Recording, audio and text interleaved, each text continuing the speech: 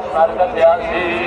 ইয়া আল্লাহ, আমরা ভিক্ষুকের মতো দুইখানা হাত আজকে রহমতের দুয়ারের সামনে পেশ করে দিলাম। দয়া করে ঈদ উপলক্ষে, ঈদের খাতিরে, ইয়া আল্লাহ ঈদের খাতিরে, ঈদের খাতিরে ও আল্লাহ আমাদের সকলের হাতকে আপনি কবুল করে লন। আমিন। বানা যালামনা আনফুসানা ওয়া ইল্লাম তাগফির লানা ওয়া তারহামনা আনতা মাওলানা ফানসুরনা আলাল কওমিল কাফিরিন। সাল্লাল্লাহু তাআলা আলা খায়রি খালকিহি ওয়া নূরি আলাইহি রাসূলুল্লাহ।